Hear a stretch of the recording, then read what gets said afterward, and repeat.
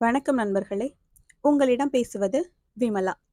இன்னைக்கு நாம கேட்க போற கதை யார் பலசாலி.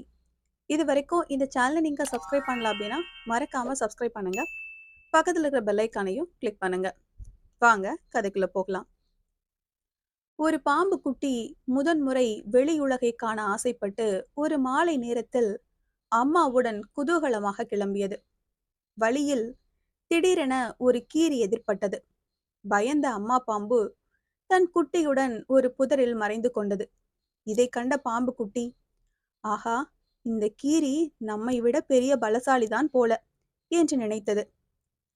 அந்த சமயத்தில் எங்கிருந்தோ வந்த ஒரு பூனை கீரியை விரட்டத் தொடங்கியது.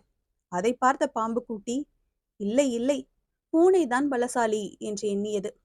சற்று நேரத்தில் அந்த பூனையை ஒரு நாய் விரட்டத் தொடங்கியது. இதை கண்ட பாம்பு குட்டி, உண்மையில் நாய்தான் பலசாலி என்று முடிவு செய்தது. ஆனால் பூனையை துரத்தி கொண்டிருந்த அந்த நாய் ஒரு மனிதன் சமைத்து கொண்டிருந்த பானையை தடால் என கவிழ்த்து விட்டது. ஆத்திரத்தில் அந்த மனிதன் தடியை எடுத்து நாயை அடித்தான். நாய் அலறியபடியே ஓடியது. இதை பார்த்த பாம்பு குட்டி, மனிதனே மிகப்பெரிய பலசாலி என்று நினைத்தபடி மறைவிடத்திலிருந்து அம்மாவுடன் வெளியே வந்தது. திடீரென பாம்புகளை கண்ட அந்த மனிதன், ஐயோ பாம்பு என்று பயந்து ஓடினான்.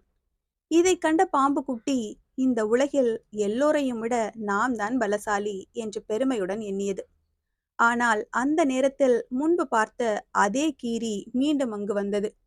ஐயோ அம்மா என்று அலறியபடி பாம்பு குட்டி உயிரை கையில் பிடித்துக்கொண்டு அம்மாவுடன் ஓடி மறைந்தது.